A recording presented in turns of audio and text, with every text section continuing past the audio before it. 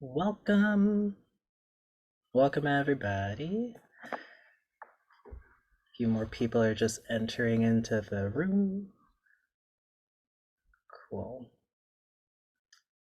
So, welcome all to our third session of our series of Amplify Voices of the Global Majority, which is focusing on food and environmental justice. And as you know, maybe by now, my name is Miles Newton, and I will be your host along with my colleague Jessica Durabaj here throughout the week. And so tonight we have the wonderful Ian Sanderson, who will be giving a presentation on an introduction to pattern disruption.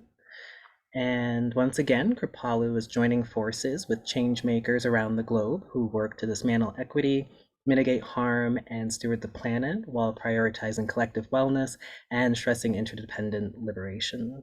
And so throughout history, voices of the global majority, Black, Indigenous, and people of color, have been at the forefront of breaking down barriers of systemic issues that affect both the planet and humanity while ushering in radical change. And whether that has been bringing yoga to the West or fighting injustice on the front lines of society, and now is a time that's requiring us to listen and heal historical wounds and to do something different once again. And we enter this work here as an act of community care because none of us can be well unless all of us are well. So again, welcome. We're inspired to be sharing the space with you throughout this week. And as an honored individual and entity, we gather today virtually located on the Berkshire Hills of Massachusetts on the unceded territory of the Stockbridge-Munsee Band of Mohicans. And on behalf of Kripalu Center for Yoga and Health, we invite you to use the link that'll be dropped into the chat so that you can learn about which Indigenous lands you're on and what the Indigenous inhabitants of those lands were. And we'll give you a moment to kind of share in the chat as you type those in. And today, Kripalu is stewarding those lands as a nonprofit educational organization that's dedicated to empowering people and communities to realize their full potential through the transformative wisdom and practice of yoga. And this Amplify series has been made possible because of the generous gifts of our donors. So we thank them, and we continue to thank you all for your presence with us this evening. So as we share in this collective space that we're all gathered in tonight, we would like to also center our online community agreements. So we've posted them into the chat for you. So everyone please take a moment to read those over as well and know that by being here in the space with us, you are acknowledging and opting into those. And we thank you for that. So let's take a moment to kind of settle in and just take 3 conscious breaths. You can inhale gently through your nose and exhale out through your mouth. And take 1 in together. Second.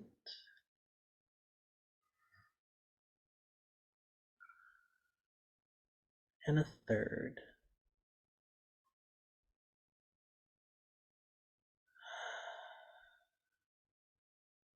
Thank you all.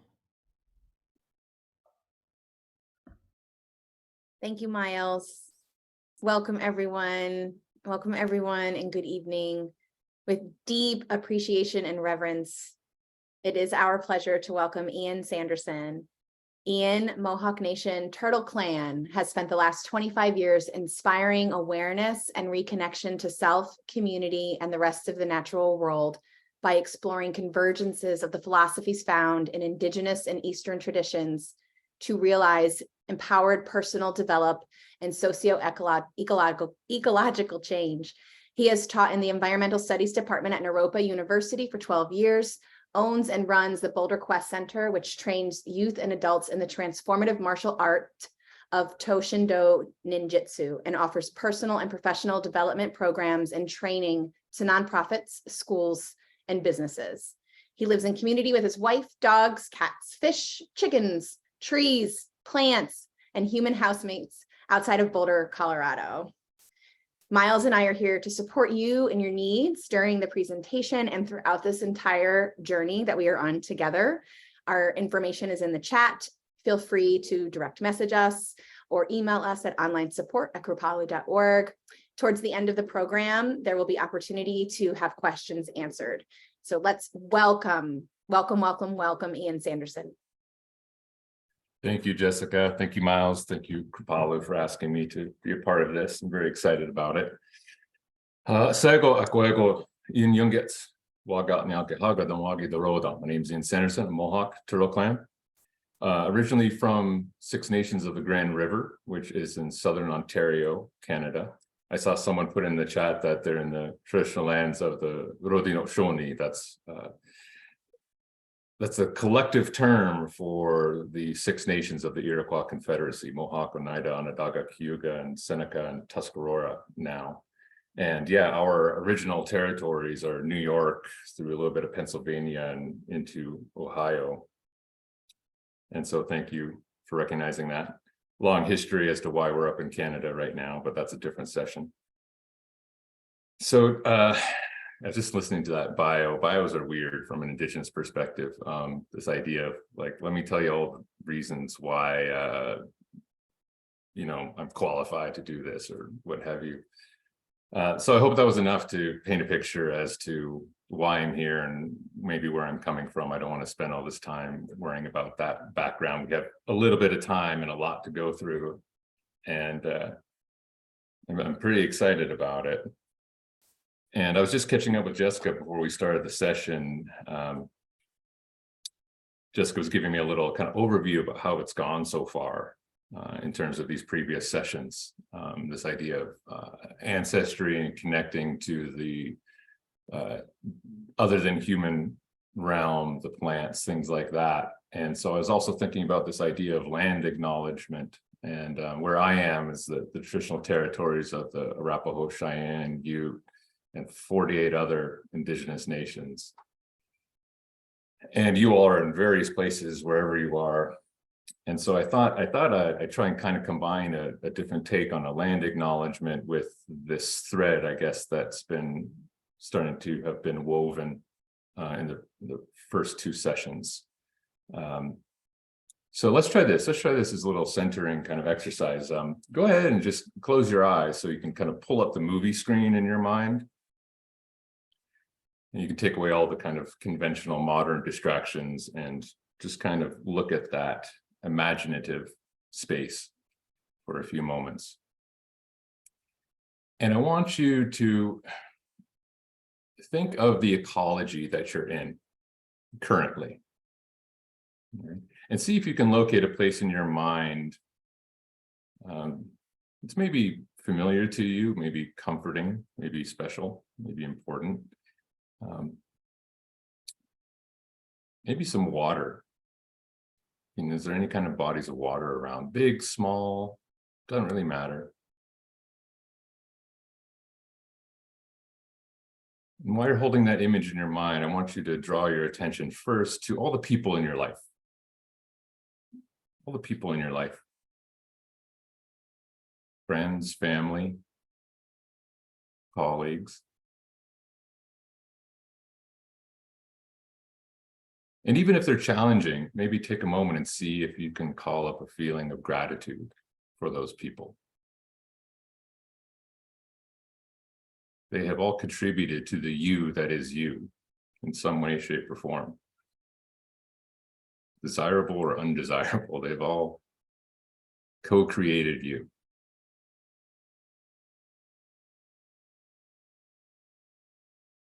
Now imagine just the whole earth, the whole planet. And despite the abuse many humans have committed against the planet, she's still providing everything that we need. Despite what we do. That kind of sounds like the definition of unconditional love.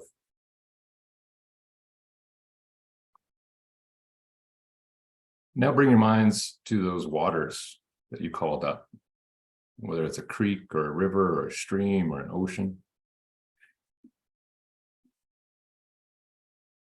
And again, call up that feeling of gratitude, all the waters of the world. It's all connected. All the waters are connected.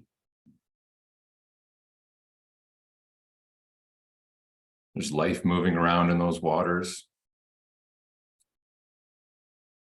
Various fish, and clams, and mollusks, and mammals. And this goes on and on. They're still doing their job. They're cleaning the waters. They're providing sustenance. As you bring your mind up to the shore, you notice various plants and grasses. Grasses hold the soil together, kind of like the hair on Mother Earth. And in those grasses, there's all these insects and bugs, and they're still caretaking things. They're still cleaning. Even the ones that make you squeamish have a job, have a role. They're important. You bring your mind's eye up and you see even more plants. You see the medicine plants and all the food plants. Maybe you grow some of those yourself. Maybe you're here in this summit to learn about how to grow those things.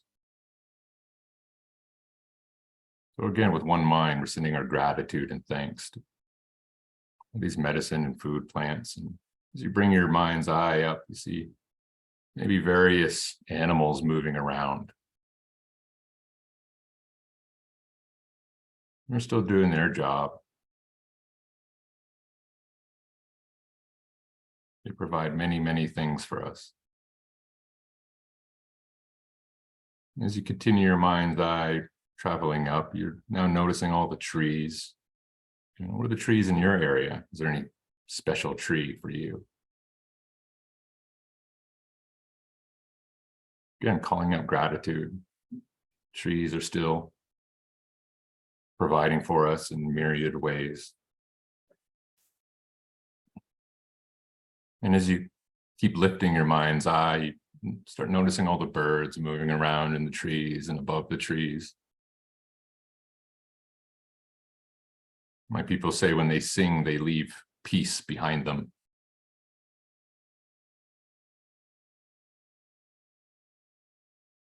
Bring our mind's eye up a little bit more, and we notice all these winds coming from different directions. It's like the breath of the planet carry those birds along, freshen things up when we need it, cool us down when we need it.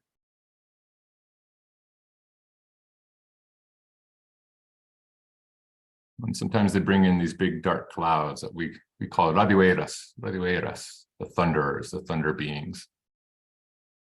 And we're taught to have gratitude as our first response when seeing those dark clouds move in, because without the thunderers, there's just like anything else, there's no life, no us or anything else were it not for those big dark clouds rolling in.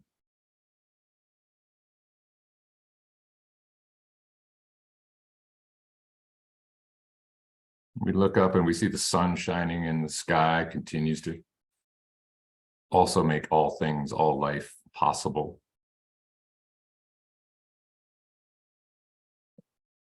We keep going out into space. We think about nighttime and we see the moon.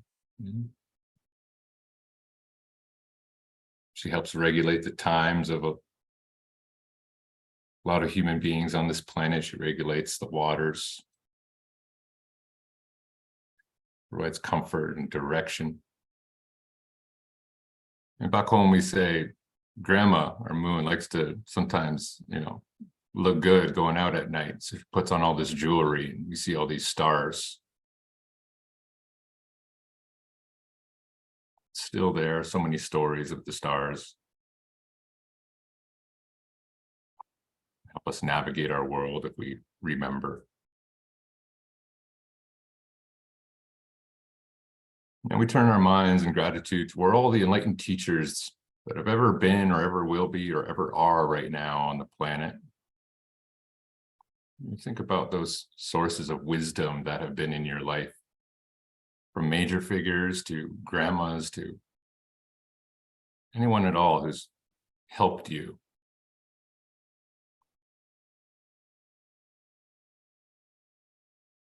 And then finally, we bring our mind to whatever it is for you that you believe that makes all of it possible, all of it possible.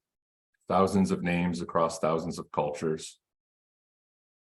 But that great mystery that allows life to even exist in the first place.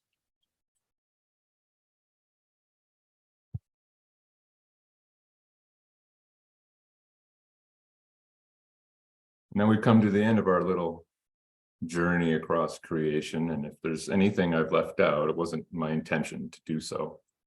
And so please take a moment now in the quiet of your mind to call up anything else that you would like to extend your thanks and your greetings and your love towards.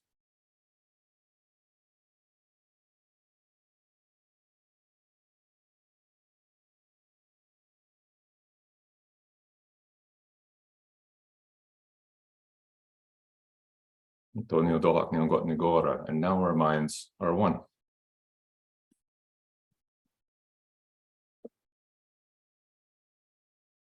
Go ahead and just gently come on back.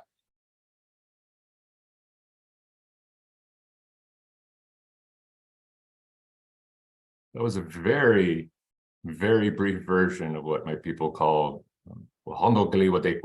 the words that come before all else.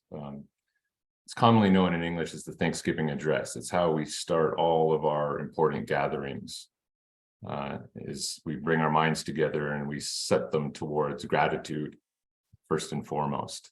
We think that's a not bad way to start a gathering, especially if challenging things will be spoken about later, right? So we try and all get on the same page and extend our gratitude to everything that's still providing for us. And that's how we roll, as they say. Kind of with everything, all of our ceremonies, all of our gatherings, everything. When we wake up in the morning, we're like thank you, thanks, greetings, and love to everything.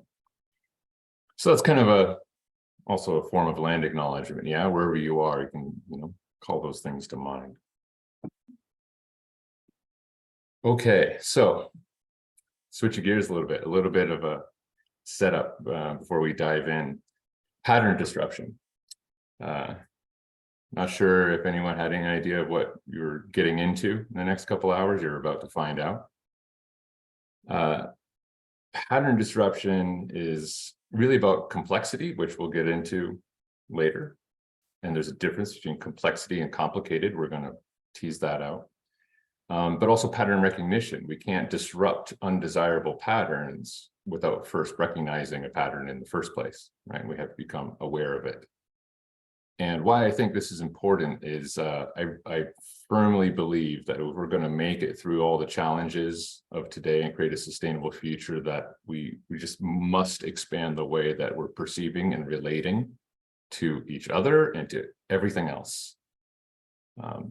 We can't continue on with certain inherited paradigms of thinking and perception that have gotten a lot of the world in trouble. And so today's just a drink from the fire hose introduction into those kinds of ideas, right? And it should be said that not all patterns need disruption, right? There's plenty that's desirable, right? But there's plenty that's not so desirable. So we're just going to see if you can find some of those and work with them a little bit today. And we're going to come at it in various ways. We'll start with a kind of a big picture, kind of overview of things, and we'll kind of bring it down to self. And then in the last part, we'll take the self and kind of plug it back into that bigger picture. And that'll be it for the moment.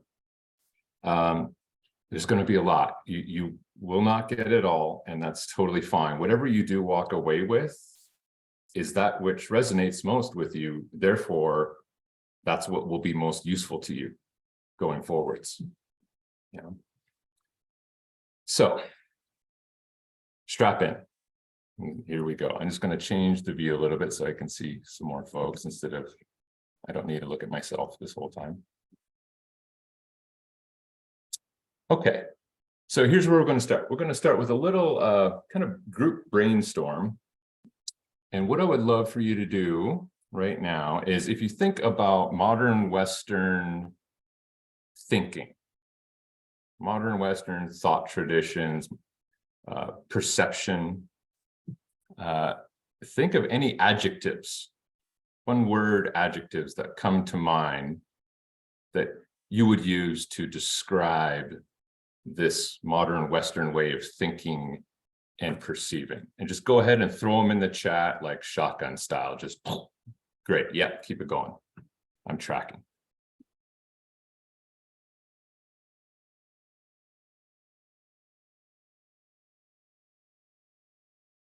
Hmm.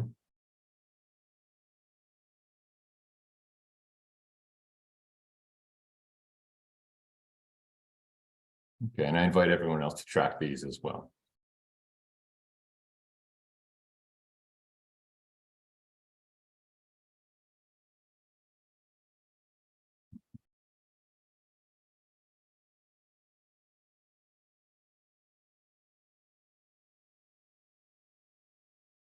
Great, a few more.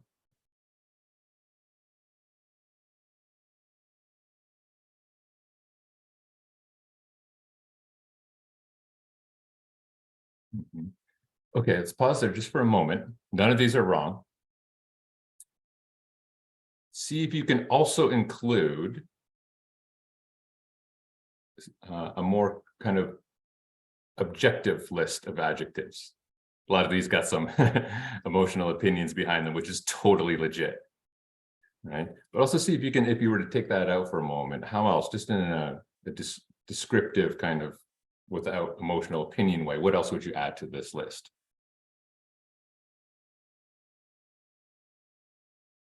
Mm-hmm.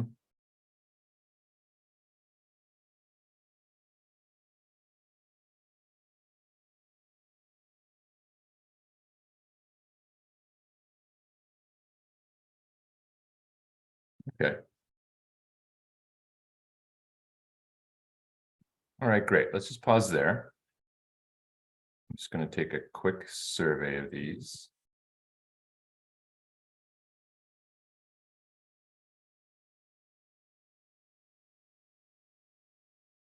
Okay. We're going to do this again, except let's do it with your understanding so far of an indigenous worldview, thought traditions, paradigm. What are the adjectives that come to your mind? And please, this is important. Don't hold back from any stereotypical things. I'm not going to be upset, right? This is the societal messaging, right, that we've inherited. So don't worry about that. Yeah, just fire it off. Okay.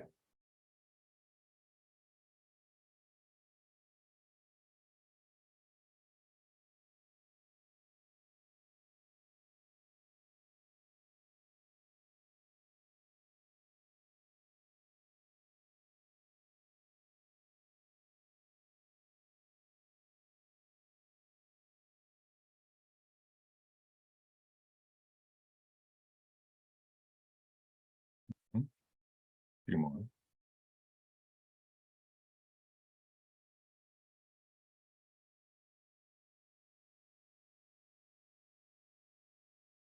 Long game. Yeah, I like that.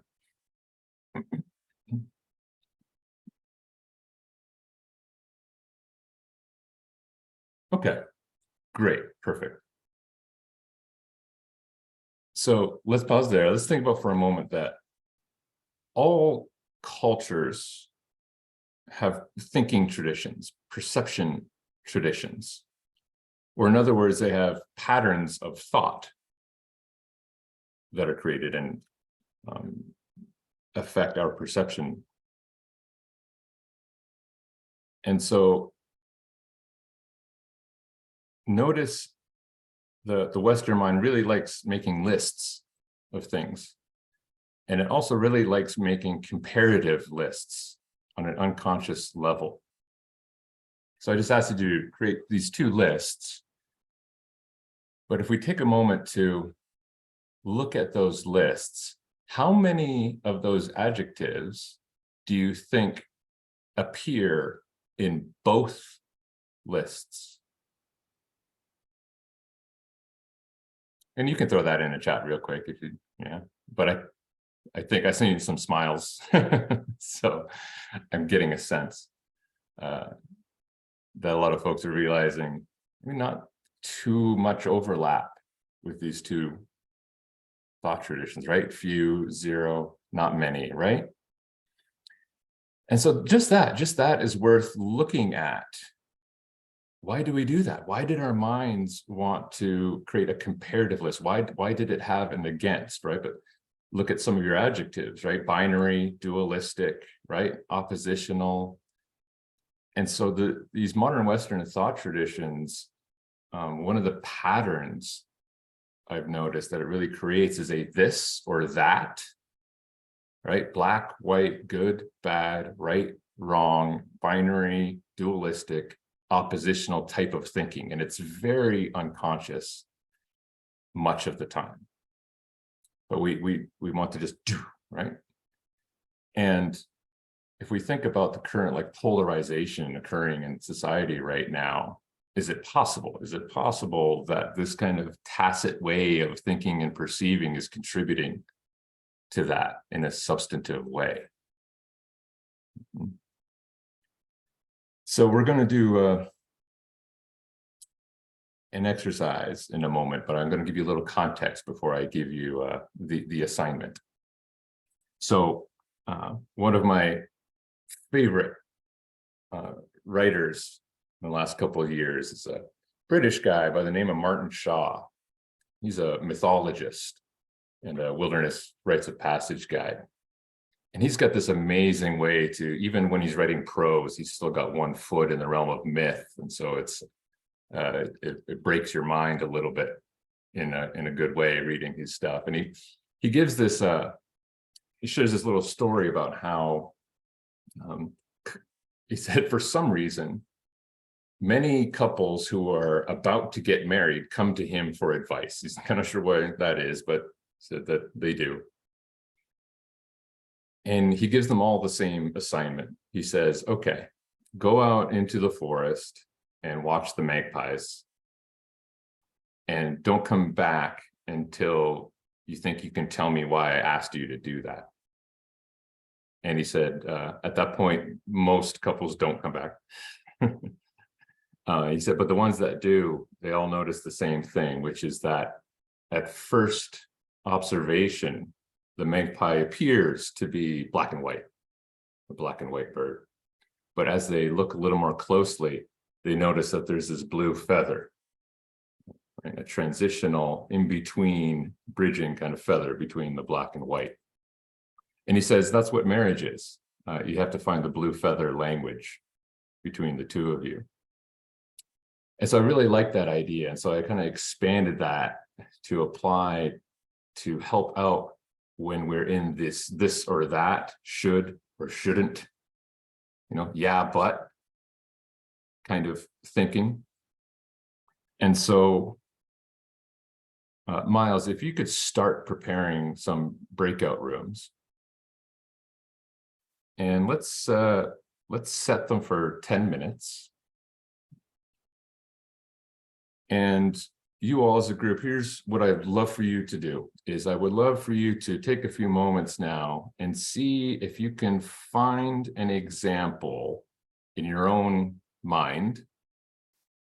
If you're being really honest with yourself, you have a this or that, should or shouldn't, right, wrong, kind of perception of, could be a societal issue, could be a personal experience, could be some interaction in some kind of relationship that you just had, could have been a moment at work that you're still stuck on with someone, really anything at all that, again, if you're being real honest, you have as like, no, it should be this or it should be that.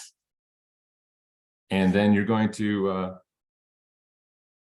share that if you're willing with your group. And what I'd love for the group to do is help each other out and see if you all can identify some blue feather possibilities, even just one that's beyond the this or that, that's beyond the should or shouldn't. Can you identify one blue feather? And I want to say, for people in each group, if you're trying to help out someone who's stuck on something, you're not trying to convince them of your perception.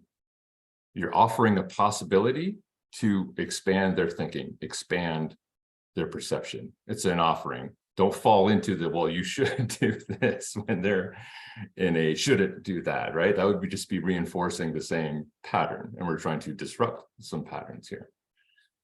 Okay, so there's the assignment, and Miles, go ahead and fire off all the breakout groups, and we'll hear back from a few brave souls in 10 minutes after you've had a chance to yarn about it for a while. Okay, opening breakout rooms now. You'll be taken right in, and we'll see you in 10 minutes.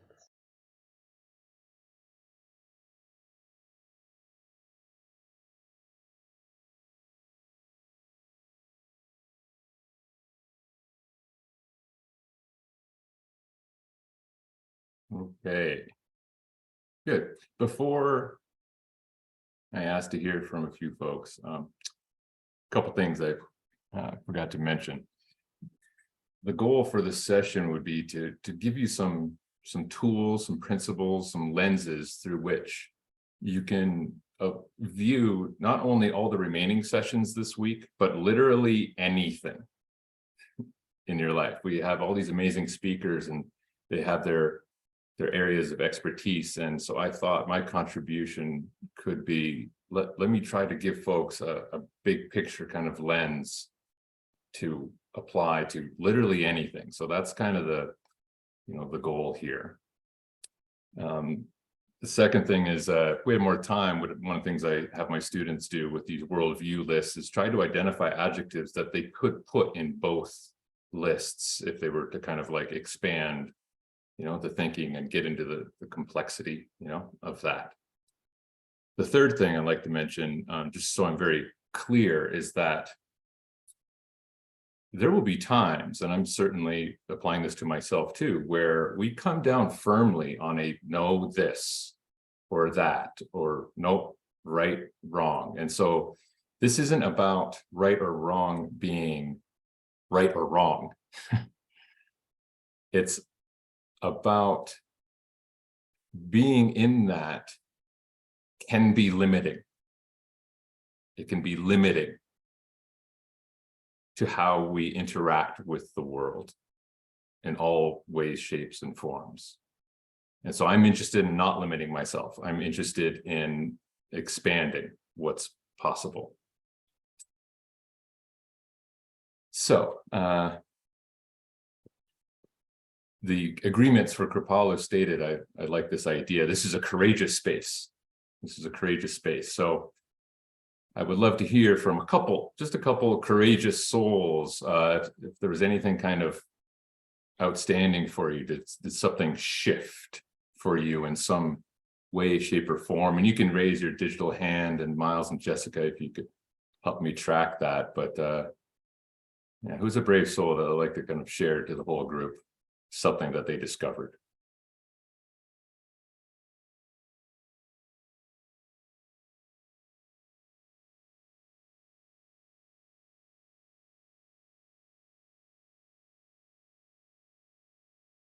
Yeah, Peggy.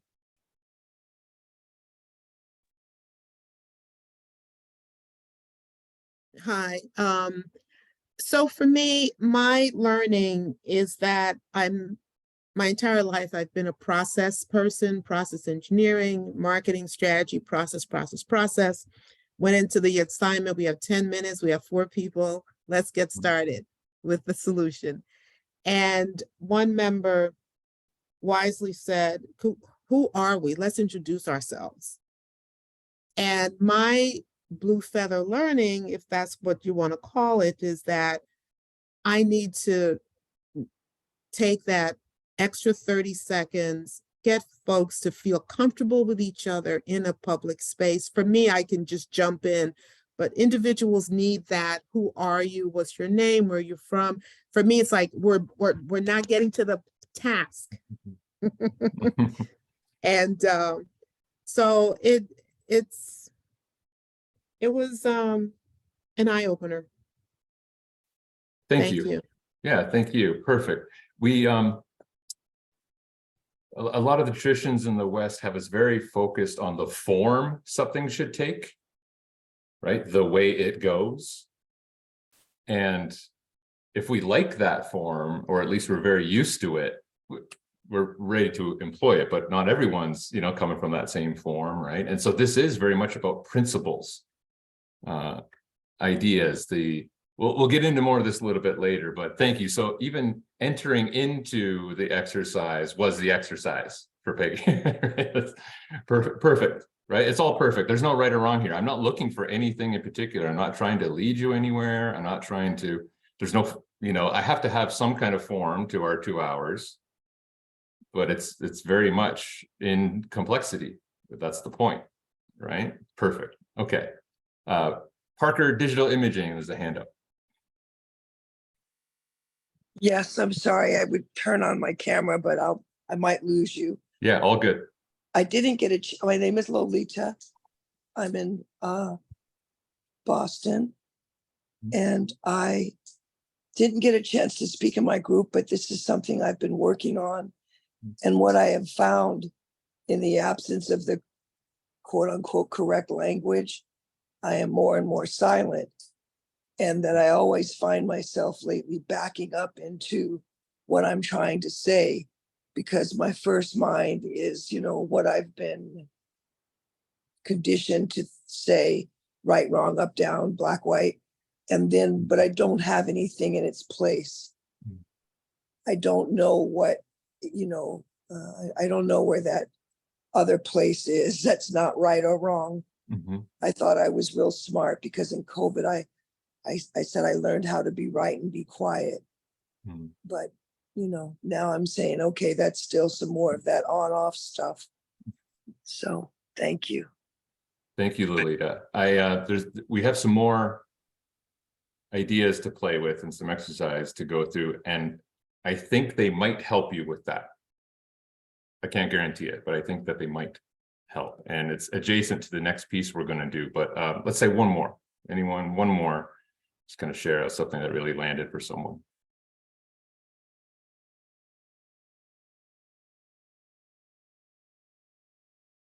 Courageous space, remember. I've yet to see anyone share in any kind of intentional space that has not contributed to everyone else and that everyone else can't relate to in some way, shape, or form. Amy, rock on. What do you got? I recently was in a group and it was shared. I'm not saying I've perfected this, and I just did it. There's this pause and we do it in interaction where someone will say something and we will say, but I just did it to myself instead of and. And so being additive is honoring what someone else has said. You don't even have to agree with them. So I'm still trying to practice that clearly. So perfect, Amy, because that was going to be one of my little homework assignments for you all to keep practicing this if you want to take it on. So if nothing else, if you leave from this session paying attention to when you will go into this or that, or should or shouldn't, or what Amy just talked about. See if you can identify when you're about to use the word but and replace it with and. It's a simple idea, but the reports I've heard back have had very great impacts for people who've been able to really kind of make that neuro-linguistic shift, right? And is a powerful word that can be in place of but. So perfect, Amy, great. And language, right? So these thinking traditions that various cultures create, these patterns of thought and perception, they're expressed in large part through language. So we're going to play with a language for a minute. Let's see if I can give you another lens, another perspective, right, on how language might shape patterns and disruption and how we think and perceive and relate. So just give me a moment here. I'm going to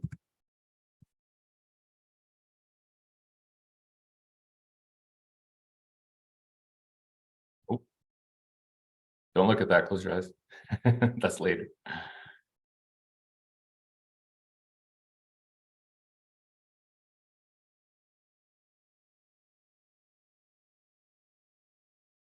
Okay, so language.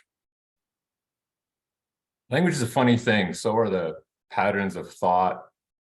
And so right now, your mind just filled in some gaps because that's what the mind does. Right? It makes cognitive leaps that it needs to based on patterns that it recognizes. Right? And so you're probably pretty sure you know what this says. But it doesn't. But this is how things go, right? The mind is this very quick gap filler, right? Loves patterns. And so we're not to be faulted for this, but it's helpful to become aware of these things. So Fritjof Capra, he said, conflicts of interest based on different values are at the origin of relationships of power. Human language, being of a symbolic nature, centrally involves the communication of meaning, and that human action flows from the meaning that we attribute to our surroundings. That last bit is important. Human action flows from the meaning that we attribute to our surroundings. The only thing that produces results in the world is action. And even inaction is a form of action, because if you don't take action, something else will take an action and produce a result. And the only way those actions happen is from how it occurs to us, right? How we are perceiving something, right? Our worldview, our paradigms. So we're gonna overgeneralize here for the sake of time. This is just kind of meta kind of generalization. There's always exceptions to the rules. But for the sake of time, we're just going to deal with what is most often so. So if we look at the Western languages, the Romance languages, especially English, for lots of different reasons, it's kind of the #1 colonial language in the world, right? How many people speak it at this point? It's also the language that carries so many of these thinking traditions and these patterns. And so many Western languages, their basic linguistic structure tends to be a subject-object orientation. There's you, the subject, and everything else you perceive, right? Which tends to be in the realm of object, or we could think of that like noun. Definition of a noun is person, place, thing, and there's a fourth one now in recent years, idea. So take a moment now in the quiet of your mind, try to identify something that does not fall under the category of person, place, thing, or idea. Even the process of thinking is about ideas, so good luck. And if someone can think of one exception, that's cool, but out of the millions of possibilities, I think you see where we're headed. And so right away, with this kind of structure of this subject, the perceiver, and all of you are subjects, but I'm an object from your point of view in this linguistic lens. All right? And so is the chair that I'm sitting on and the plant behind me and all of that.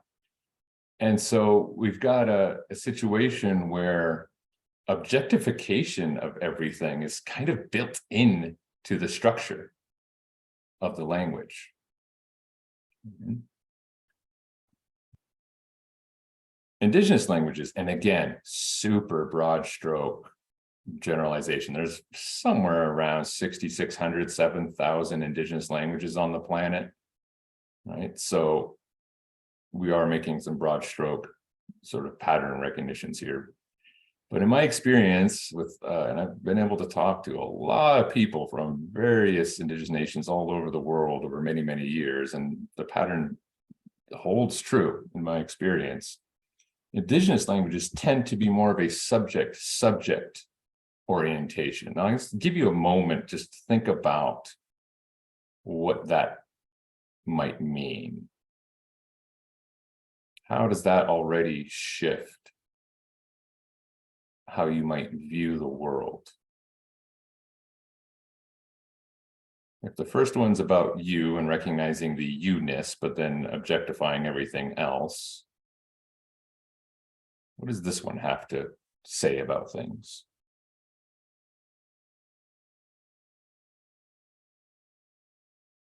Short version, there tends to be more of a verb-based approach to describing everything, right? So rather than an objective noun-based perception, it's a subjective verb-based perception. So this means these languages tend to vitalize something, they tend to describe something. There might be an idea of animation, there might be an idea of sentience, of life, of an intelligence of some kind, anything in between. So let's look at a few examples, right? If you were, if an alien species came down and you were, they pointed to a TV and they said, "What's this?" You know, how would you describe that, right? In English, you know, you've got, well, it's a television. Okay, well, what is that? Oh, okay, well, you know, if you're really into such things, maybe you know the Greek roots. I'm guessing most people don't.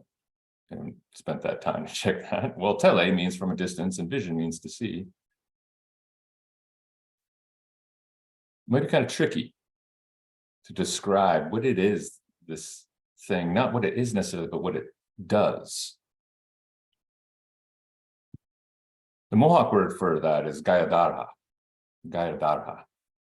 If you were thinking in English, again, this isn't about you learning Mohawk, right? This is about taking what you do know and playing with the patterns of thinking and use of words. If you were to describe what a television does, you know, just in your own mind, how much you describe that to someone,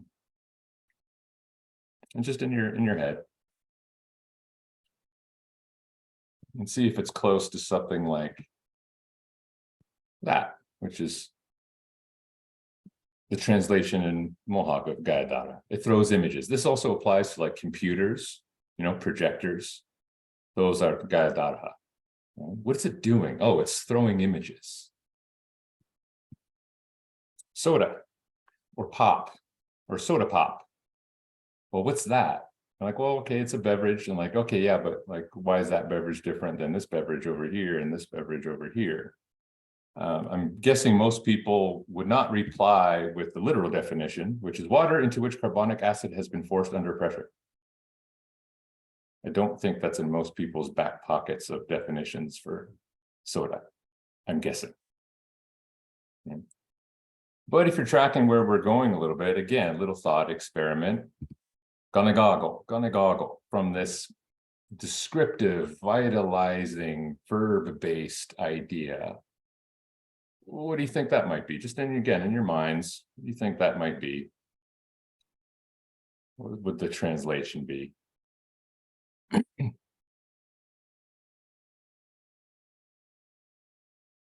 love this one. Again, I'm always imagining, are people seeing these new things for the first time? We have to create language from our language about it, and puzzling over like, what is it? Well, what's it doing? Well, it's water, but it's exploding. Strong. Take a moment. What's the visual association with the word strong when you hear that in English? Right? I've asked many, many people this question, and the answer is overwhelmingly the kind of patriarchal, machismo, male-based Arnold Schwarzenegger type of idea. Again, our socialization into the idea of strong. Literal definition, having the power to move heavy weights or perform other physically demanding tasks. Again, there's a Mohawk word, gesatste, gesatste.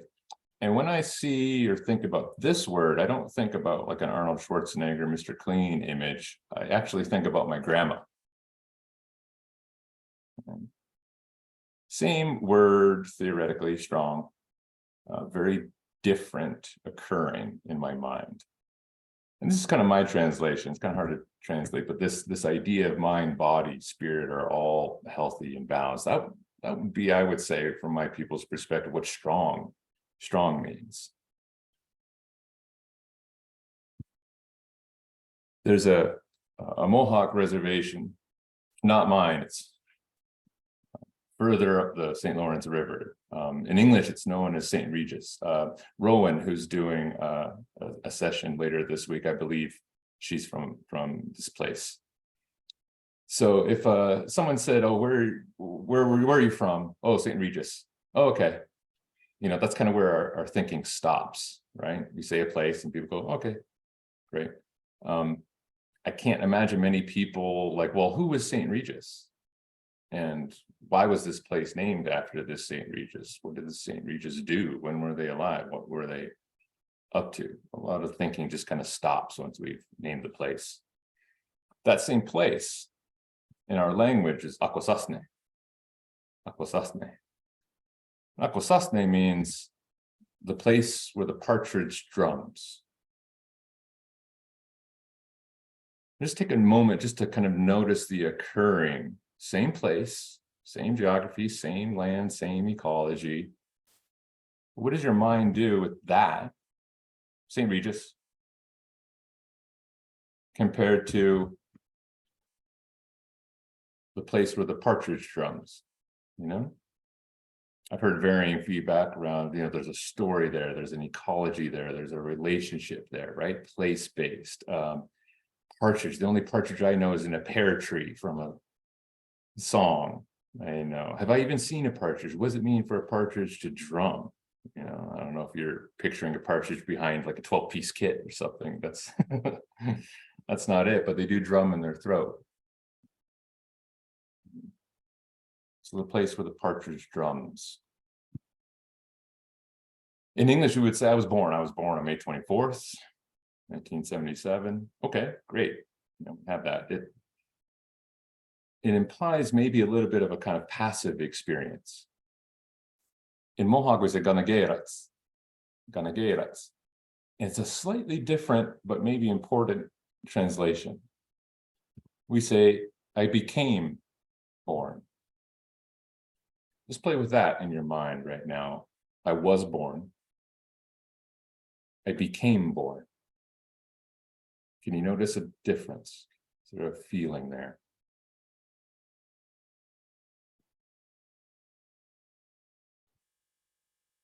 So now if we look at this, I was born in St. Regis, very standard sentence. And again, just notice the feeling of that. Compared to Ganagerats and Akwesasne. I became born in the place where the partridge drums.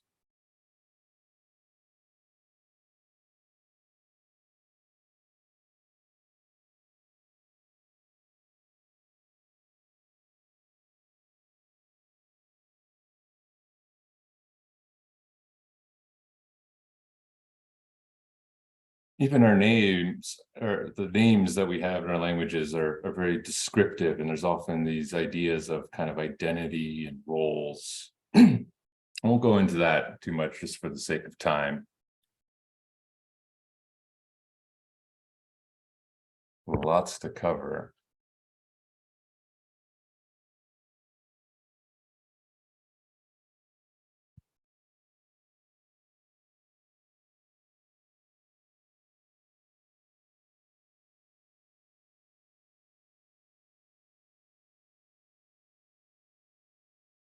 Okay. Hold on a sec. Just let me check this chat here. Yeah, just I want to get to the next piece. This was just to kind of start shifting your mind, orienting your mind a little bit differently. Because notice, I'm willing to bet that your perception changed in some way, shape, or form, but you didn't have to know a different language in order to do so. We just had to take some ideas in English and kind of approach it from a different way, right? But we could still translate those words into English in such a way that the occurring of those ideas is maybe a little different, right? And so here the punchline is we might be able to disrupt some patterns of thinking and perception just from describing things a little differently within the language that we do have.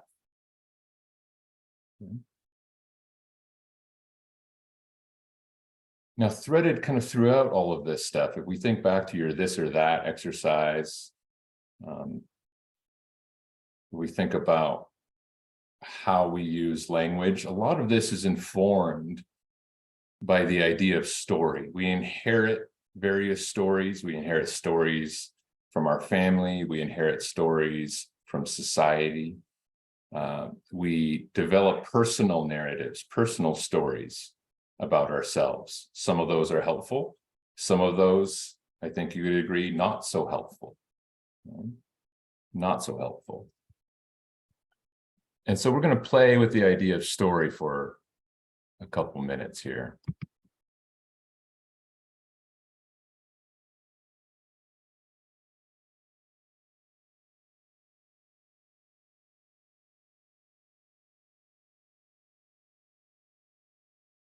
So there's a book that I highly recommend by Aborigine guy named Tyson Yunkaporta from Australia. He put out this book called Sand Talk: How Indigenous Thinking Can Save the World. If there's one book you read, I would say let this be it. It'll keep you awake in the best way, kind of possible.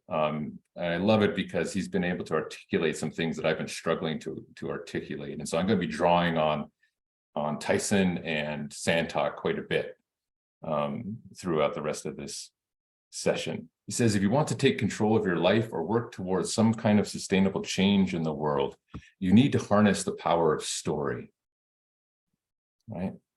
All of these things that we're affected by, there's story behind them. There's stories that we buy into, there's stories that we perpetuate. And so this idea of reclaiming story.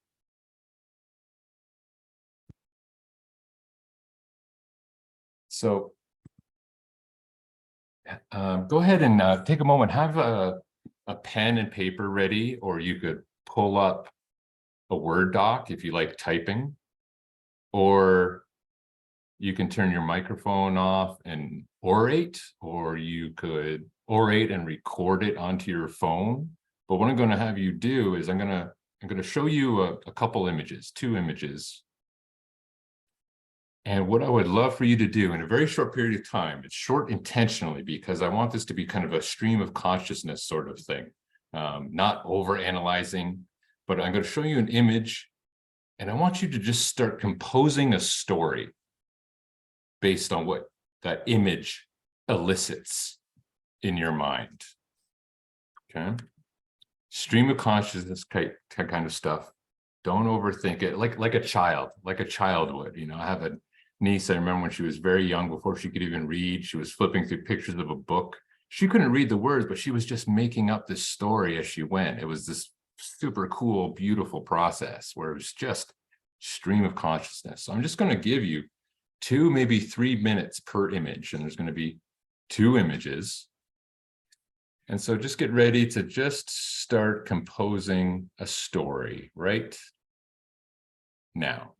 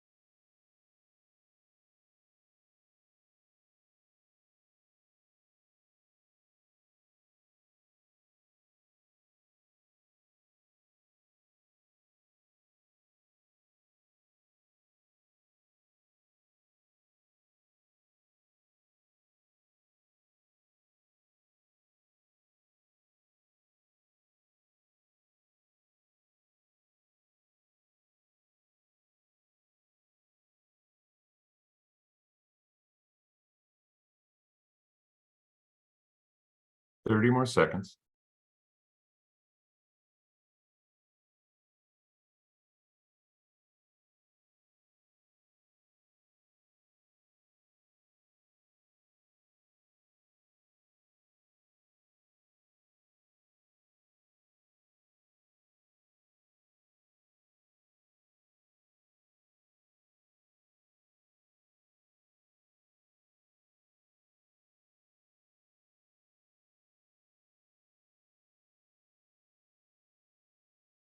All right, pause there. You can always come back to this if you're getting into it. Get ready for the second image and the second story. Same assignment. Same assignment.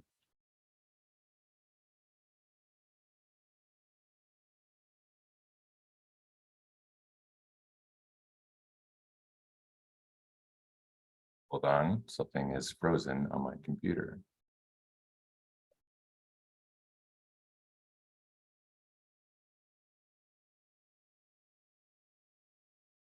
Apologies, everyone. Let me try this again.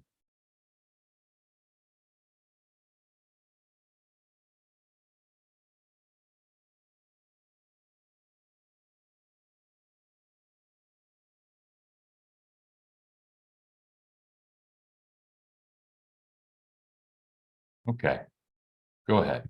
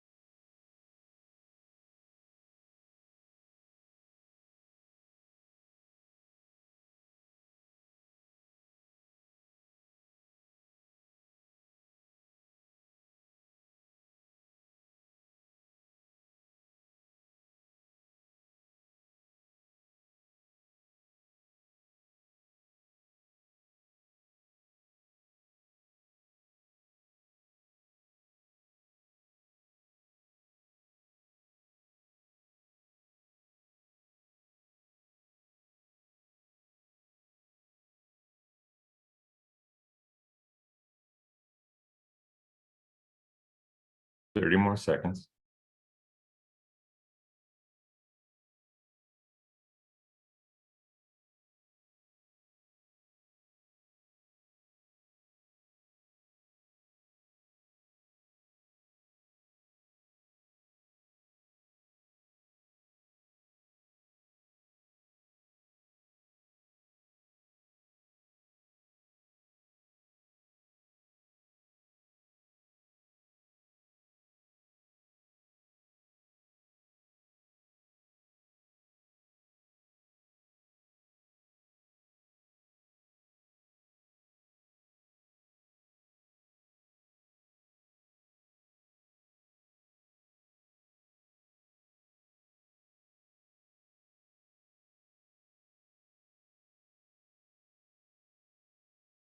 Okay.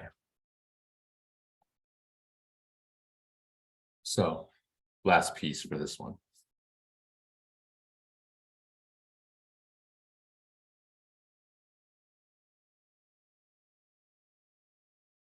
Your assignment now is take a few moments just on your own and ask yourself, how are those stories that you just wrote stories about you? Just take that on for a moment. Tanisha's already laughed. Uh-huh. Yeah, I told you all to strap in at the beginning of this. Just for a few moments, consider consider it as truth for a few minutes, at least. But those are stories about you. What patterns of self-narrative do you notice? What patterns of stories that you've inherited have you noticed? Are those the same? Are they desirable or are they undesirable? There might be some elements to your stories that you can celebrate. There might also be elements to your story that you're like, oh, I'm kind of seeing myself here. And there's a pattern there that's not so desirable. And if you identify those undesirable patterns, ask yourself, what could you do to start disrupting that? So take a moment just on your own time right now, and then forewarned, I am going to ask again for some courageous souls to share, to contribute to the group, because I can virtually guarantee that everyone will be able to see some aspect of themselves in someone else's sharing. Okay. Take a moment, and when someone's ready, just go ahead and raise your digital hand, and we'll hear from a few folks.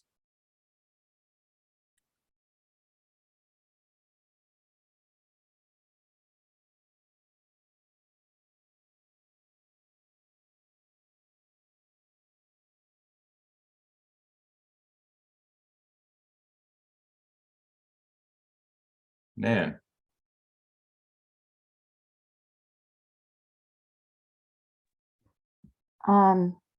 I think all the stories I tell myself are about me. I think that somehow they come from personal experience, personal trauma, personal beliefs, personal wants, personal desires. And in the first one, it was me having a conversation with the lion. Mm. And in the second one, it was the woman and the fox being the same person. Mm-hmm. And helping each other out. Mm. In the first one, it was the lion and me understanding that we were not the same, that we had a level of respect, but we would never be friends because I didn't have enough respect for the lion. Can I pull on that thread for a moment, Nan? Of course. Is it possible that that lion that you're in disagreement with, is that some aspect of yourself? Absolutely. Yeah. Do you know which aspect, if you're willing? Yeah, I grew up in a family that was extremely judgmental. And it's something that I've worked on for a long time to rid myself of judgments and to try be open-minded when somebody, especially your first experiment was really interesting for me because I've been in situations where I've had to listen to people who I radically disagree with, but found the value in letting them speak. Mm-hmm. Thank you, Nan. Thank you. You're welcome. Tanisha and then Peggy, and then we'll have to keep going, but thank you so much, everyone. Hi, everybody.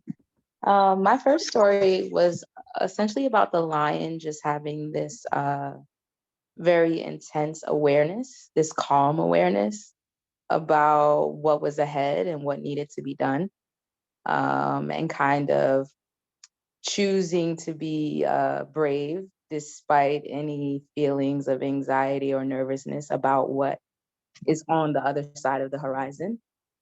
And then my second story was about the woman looking at this koi fish in the pond and in some way envying them because they are in water and because they don't have to worry about the perceived struggles of being on land. So I definitely relate to both of those characters. I'm going through a big transition personally in life.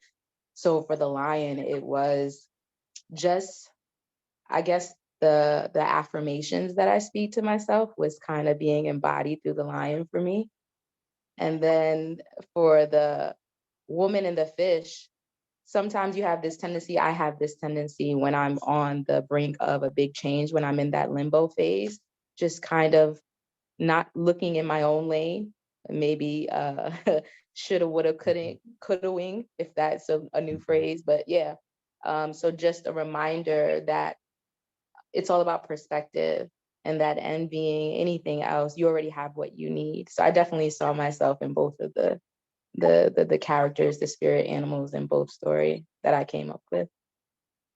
Perfect. Thank you, Tanisha. You're welcome. Peggy?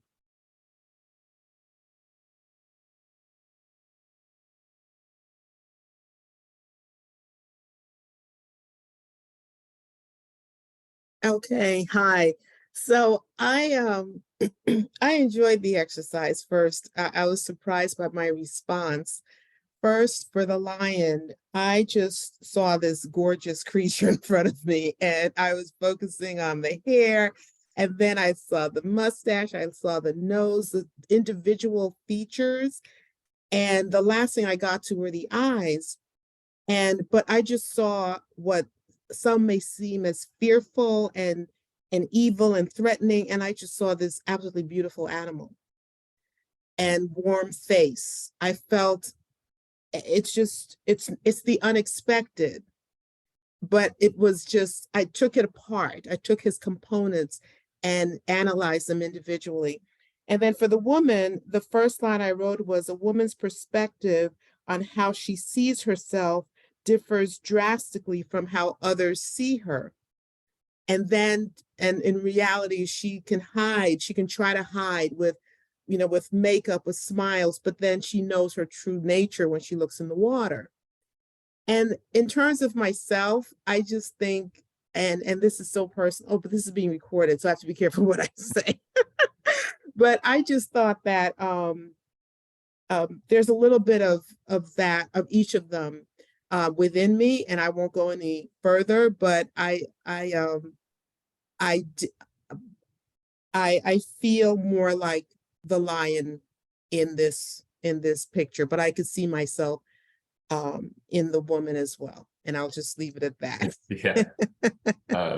I think I'm intuiting where we could go from there, Peggy. Yeah, thank you. Thank you so much. Yeah. Antonia, and then Carol, and then we'll have to shift gears, but I appreciate everyone's willingness. Hi, I'll be brief. So for the first one with the lion, I think I looked at him and I saw him like almost like a sad lion. So my story was that he came to the forest and he was talking to a hare, like rabbit, Easter hare.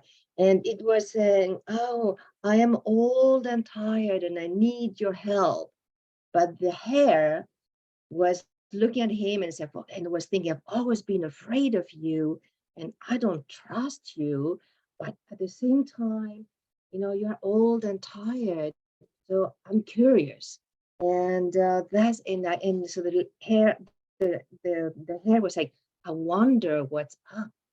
So that's where I left my story.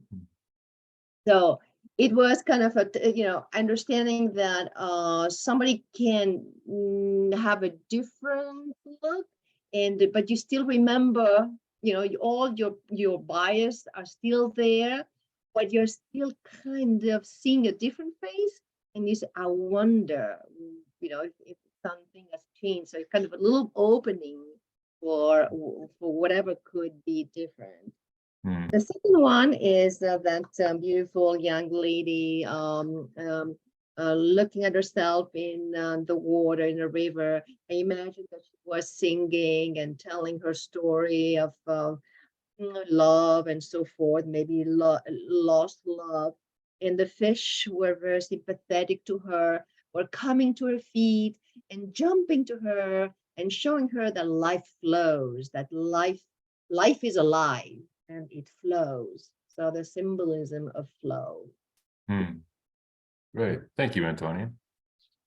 Carol.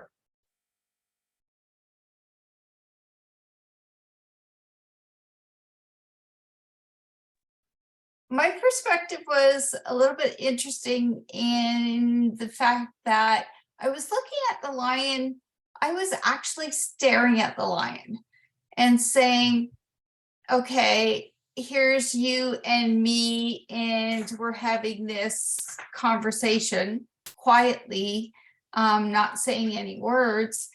And it's like, what are we going to learn from each other? It's like, I'm not challenged by you. I hope you can learn something from me. I'm not afraid of you.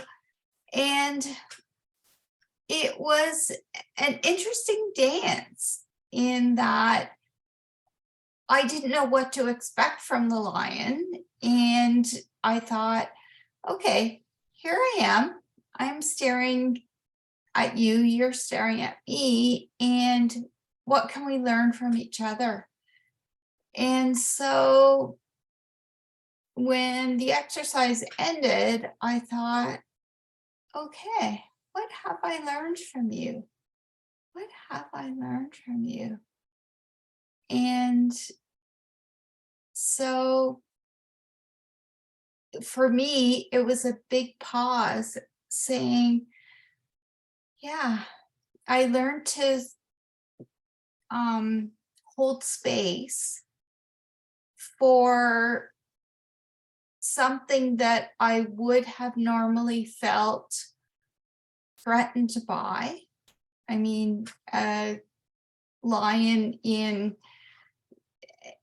is a big creature, a big threat in a lot of ways. And it's like, yeah, here I am. I'm with you. I am with you. And so that was my takeaway tonight.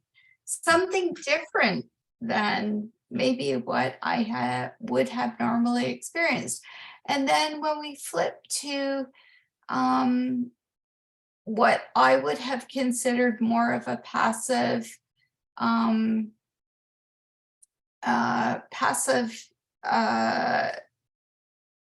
vision with the fish and the fish in that space, is like, I saw that as balance. It as, okay, it was a mirror image of each other. That's my takeaway from it. And it was like, yeah, we come to the space and here's what we see and here's what the other side of it is. And so, yeah, so for me, I work in corporate finance. So to arrive in this space tonight, in this space, it was like, wow, those visions were very eye-opening for me. Something very different than I have experienced before. So thank you very much. I appreciate it. You're welcome. Like I said, that alone was probably worth it, right? Yeah, sure. Thank you, everyone. Yeah, Anne brought up a good question. One that I was wondering about myself is, and we only heard from a small sample, but people talking about the fish, not as many people talking about the fact that the reflection was a fox face, right? Rather than a woman's face. So it's just curious. Yeah, I wrote a story about the fox, soft fox. Okay, cool. I'm not saying no one did, but it's just also interesting elements that we gravitate towards. What does that tell you also, right? What does that tell you also? Okay, thank you, everyone. All right, now we're going to do the best we can to, like I said, we started with a kind of a big picture, not the big picture, a big picture, kind of brought it down to self, and let's see what we can do in the time we have left to kind of bring that self back into that big picture. So I mentioned this, the idea of complexity, okay? The idea of complexity. And I just want to use a little bit of systems speak here. I found it to be helpful in trying to bridge indigenous ideas with Western ideas. I found it to be helpful language to kind of start navigating that. So in this way of thinking, there's three kinds of systems. There's a simple, complicated, and complex. Okay. I'll say right away, complicated has no emotional attachment to it. It's not like how we use it, like, oh, it's complicated, I don't want to talk about it. Like that's a kind of subjective thing. This is system speech, right? So it's more objective. So a simple system, here's an example, a hammer.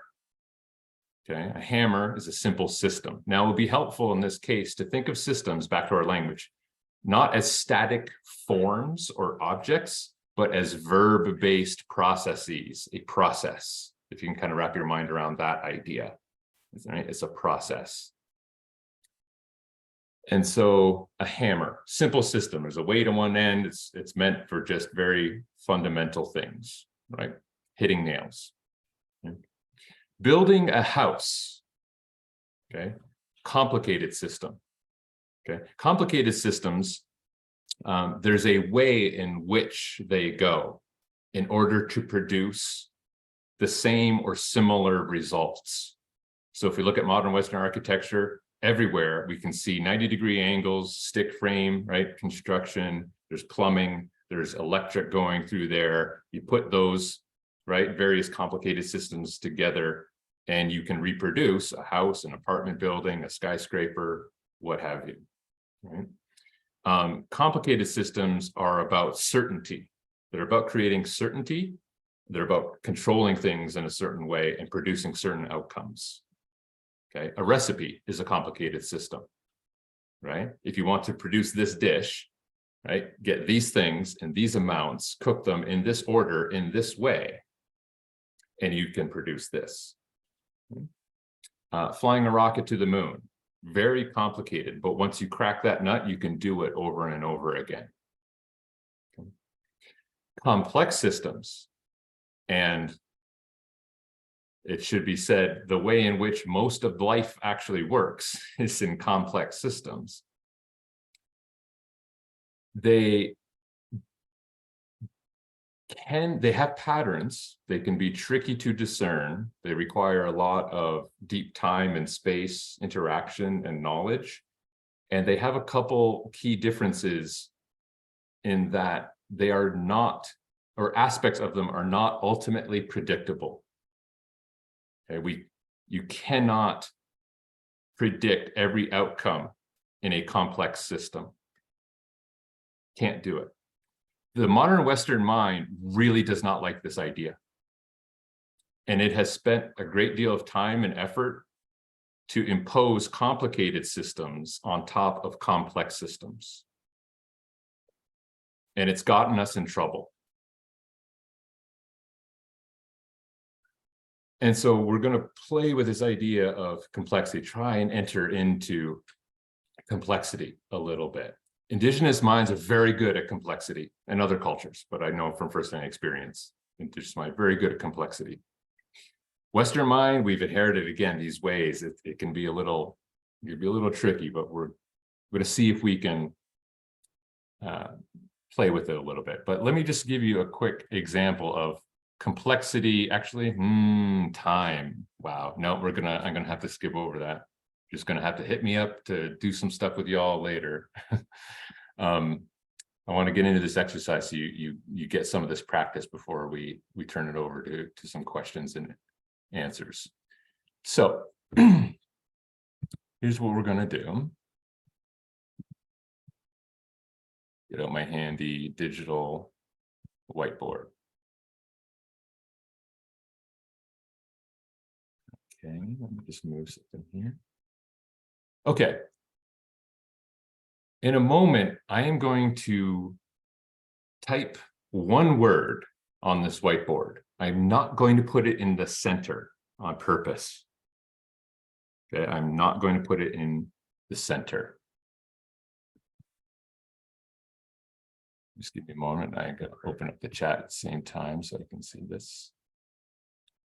And what I would love for you all to do is just in the chat, and who it's first come, first serve, write down any word that immediately comes to mind as an association with the word that I wrote down.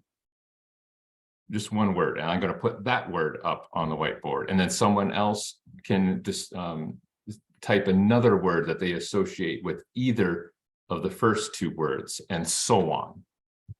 And this is going to be the little exercise. So here's your starting word.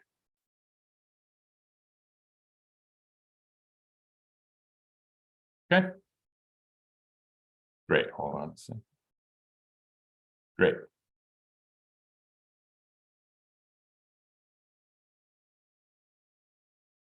Hold on.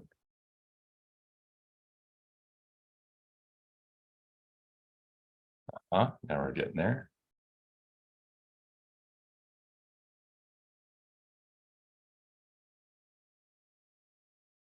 Keep it going. You can look at this whole picture now.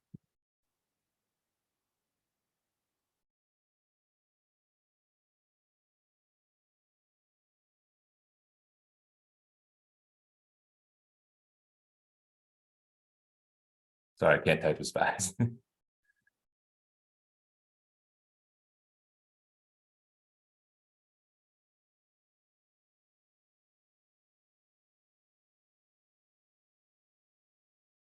I gotta scroll back up into the chat here. Make sure I get in these.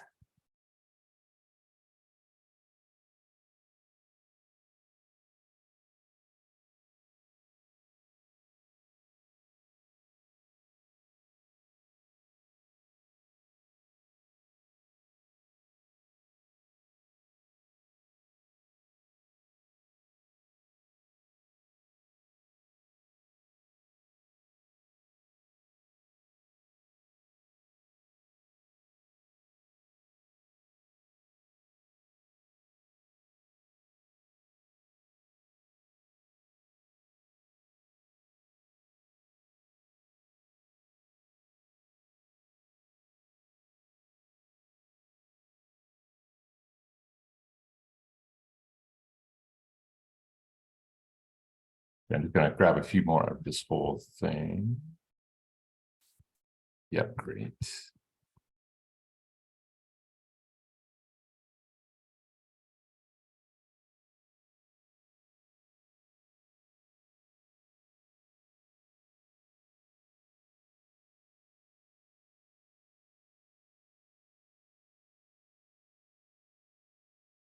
Okay, just pause there for a moment. Misspelled family because I was trying to type fast. That's okay. Okay. Now, and you can just shout, I can't see you all because we're sharing the screen, but just shout out orally, make a connection for me between one of these and one of the other ones, and what's the connection in your mind?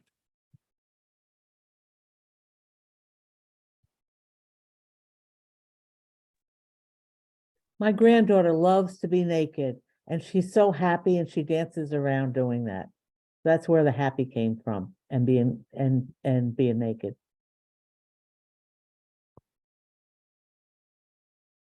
Okay. I didn't capture all those.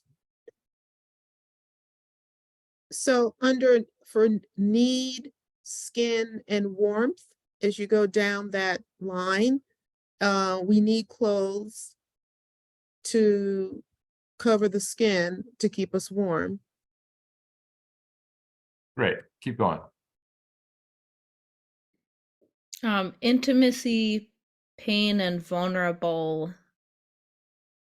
is an emotional path that I feel like is, yeah, a pattern.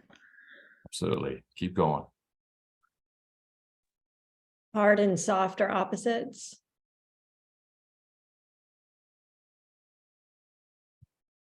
Intimacy, family, and closeness. Oh, okay.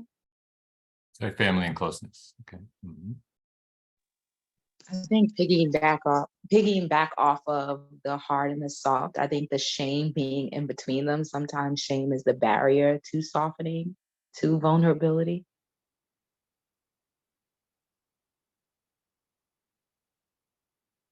And then for generations, clothes have been sexy. So generations to be sexy, you go down to soft clothing. You go from sexy to soft and from soft to clothes. It's all connected. Yeah. I like clothes with identity. And there's your fashion too. You can kind of scooch it up there. Oh, for sure, right? Well, and also just for the time, right? Identity could fit into, right? I mean,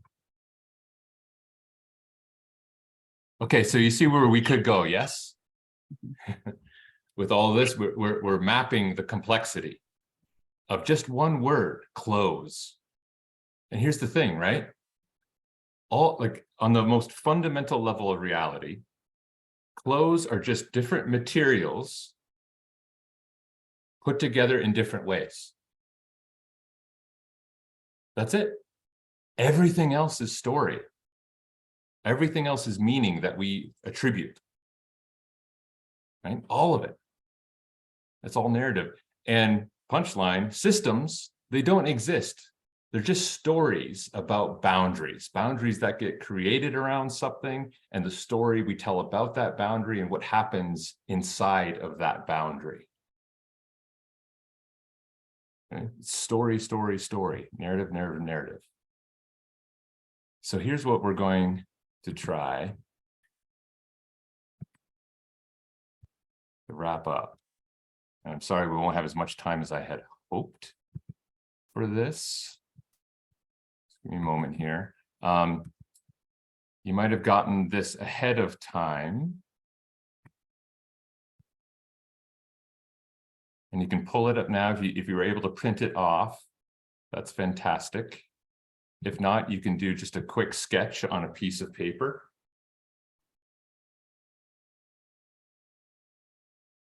But what I'd like you to do is choose something that's up for you right now, something you're challenged by, something that is in your world right now. Just in one word, it could be an issue, it could be some aspect of identity, it could be a concept. You know, just like I started with clothes, anything at all that maybe you have the this or that thing around. But what I'd like you to do is just to put that word, that idea, that concept, that principle in any one of these empty circles. And it could be the ones I listed just a couple, a few systems of power that exist. Right? Systems of power that exist in our world. There are more. But now just take a moment, a couple moments, and again, just kind of stream of consciousness. Go ahead and create your own complexity map, just like we did together. Do that for yourself with this right now. Give you just a couple minutes. Again, I'm sorry, I was hoping for a little bit longer, but I also want to make sure there's time for some Q&A.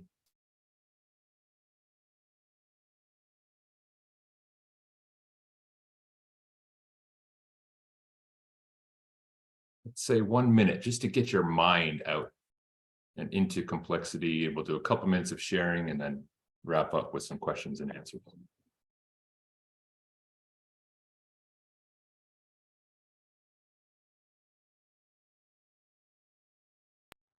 Ian, did you mean to share the image? Yes, just so y'all have the. If you could reshare. Okay, hold on. Oh, I'm sorry. See what happened there. My apologies.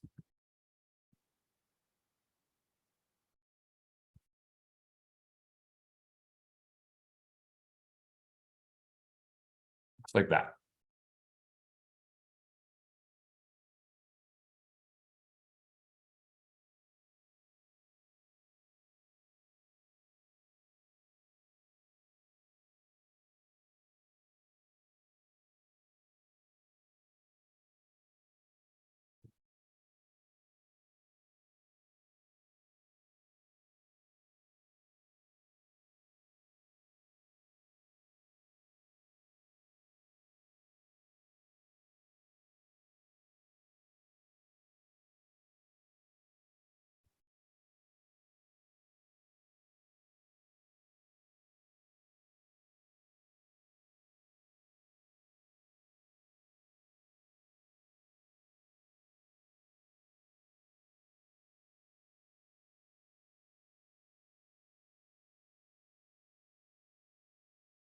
give it one more minute. And again, add circles to this if you need to. Grab another page if you need to.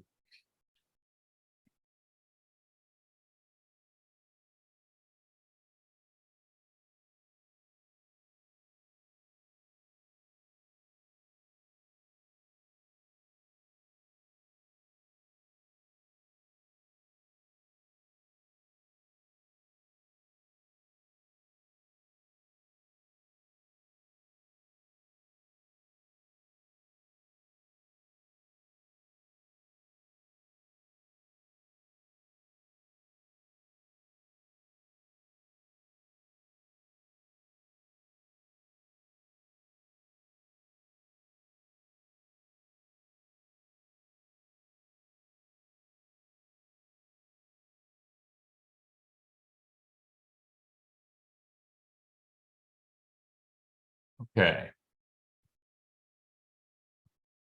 All right. Again, always time is always so tricky. Time flies and all sorts of cool stuff planned. But just I'd love to again hear from a couple folks. Anything you got in that? Anything you got in that quick little complexity exercise? Anything? New realizations or insights? Deeper connections? Was it overwhelming? Was it helpful? Was it clarifying?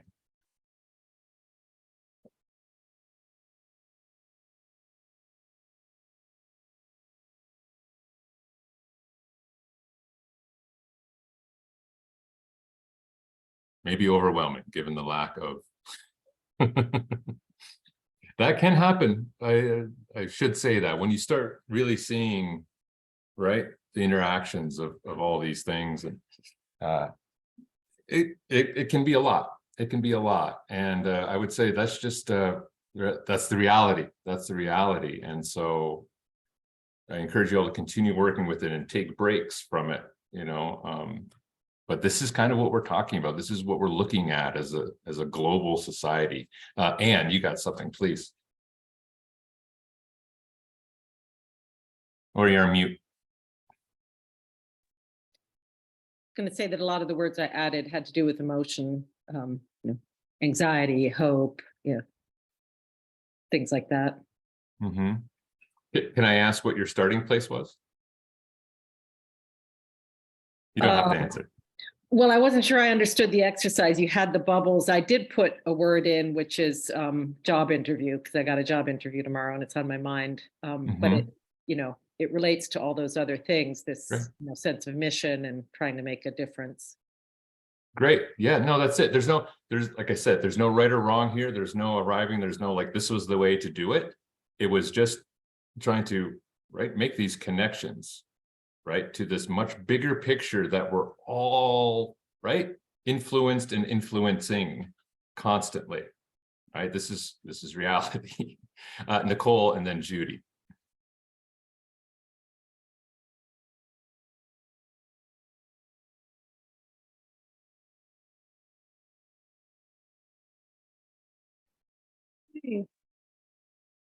Just thank you. This has been really phenomenal. But I think the biggest takeaway for me is just that it felt like I kept diving deeper and deeper and deeper. And it's when you realize that there isn't really a bottom to what you're looking at, and something that seems very simple at first.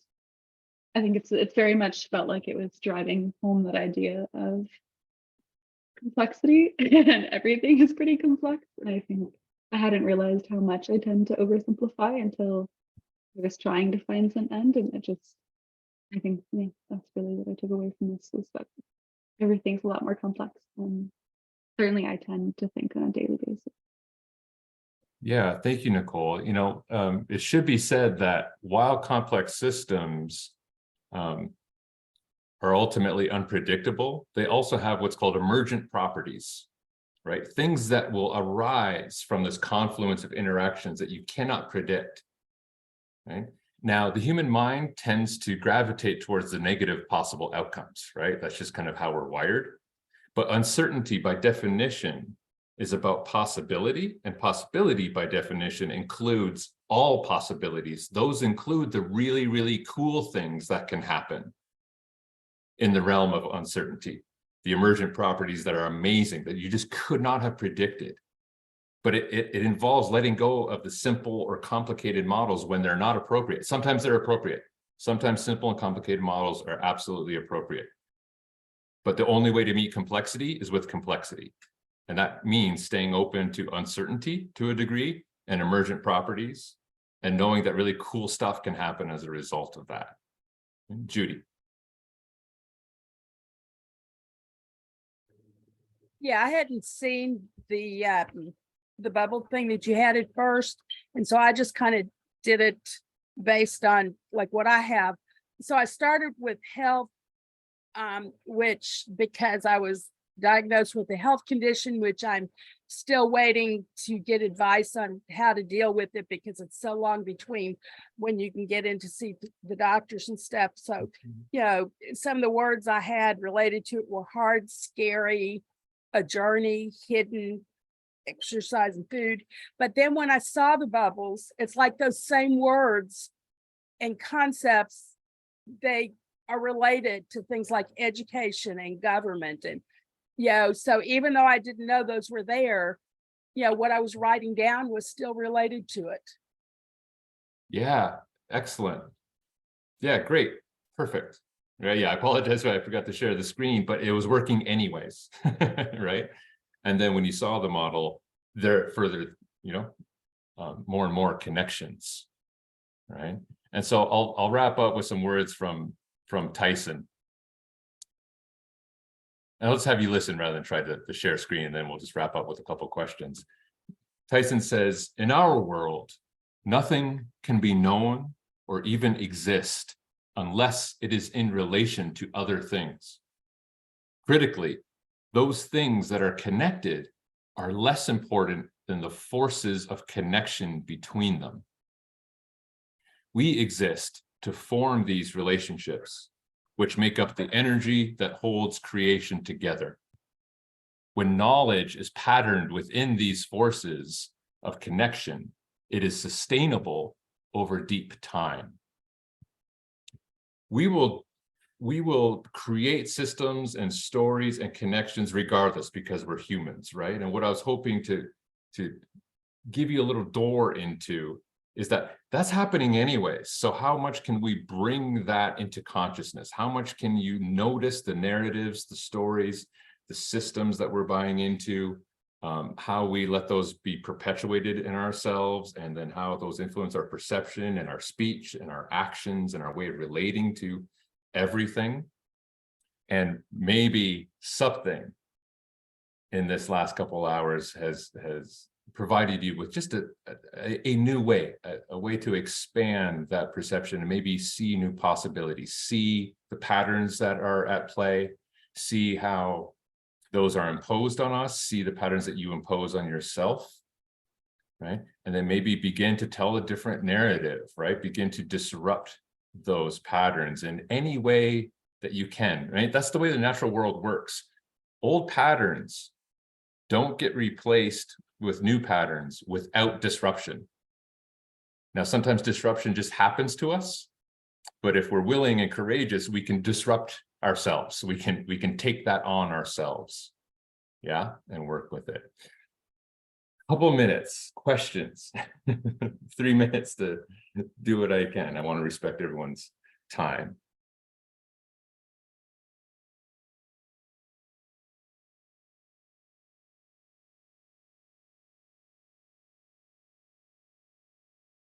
Peggy.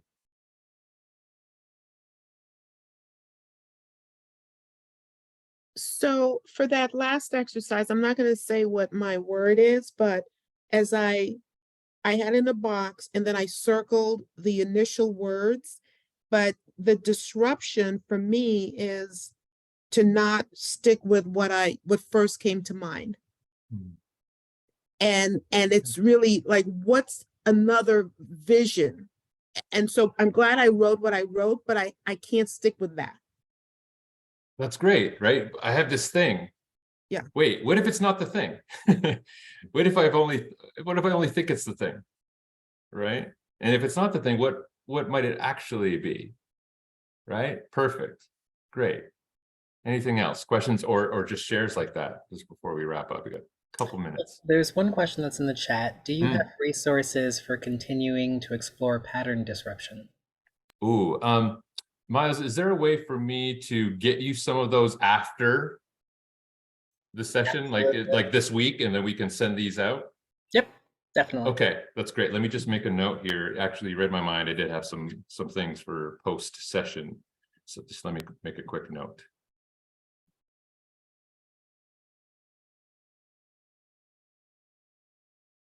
Okay, great. Thank you. I will within this week get some resources to Kripalu, and you can send that all out and keep going down the rabbit hole. Beautiful. And then we also have another question. What strategies to help with the fear that often is the barrier that promotes black and white thinking or transformational growth? Oh, wow. We have 1 minute left, huh? I can only speak from my own experience, of course.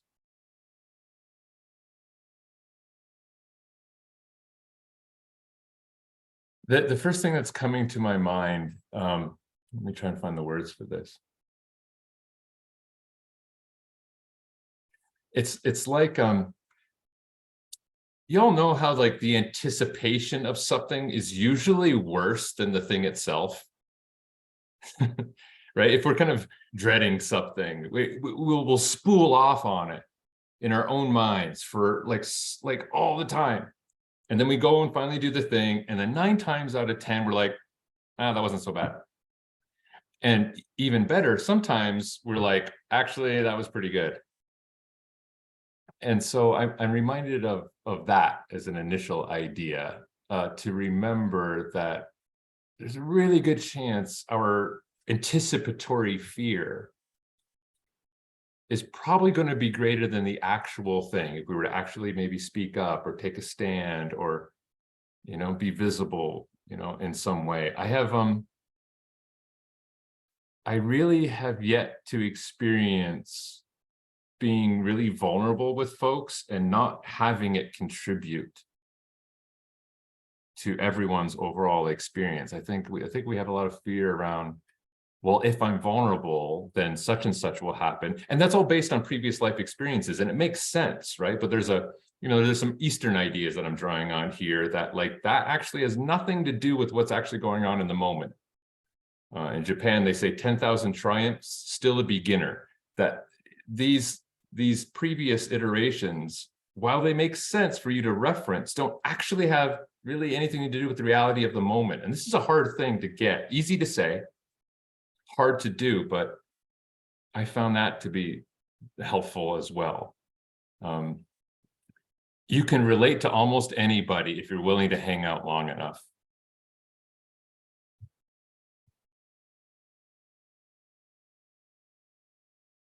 Okay, Nicole, I think that's the last one we might have. I mean, I'll keep going, but I want to respect everyone's time. What do you got, Nicole?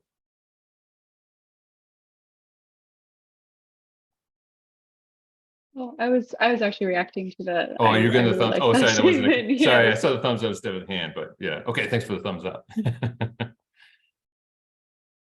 Okay. All right. That's all the time we have for the moment, everyone. I really appreciate Kripalu asking me to do this. There was so much I didn't get to, but I kind of knew that was gonna happen. If this kind of material is helpful, if you'd like to continue with this, maybe you've got some organizations, please reach out to Kripalu for my contact info. I'm happy to be in communication. If this is resonating in any way, shape, or form. I really love working with all sorts of different folks in different places.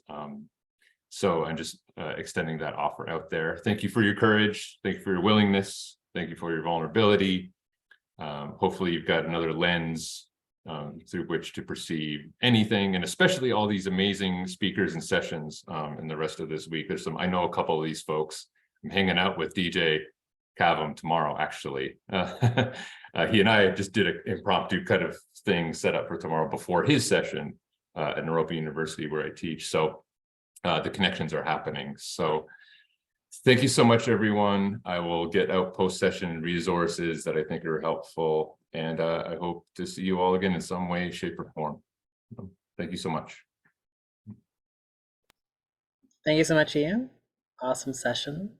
Hope you all have a wonderful evening and that you'll join us tomorrow afternoon at noon, 12 p.m. Eastern Standard Time, for Nazarak Amen and the continuation of our time through the Amplify Voices of the Global Majority series. Be well.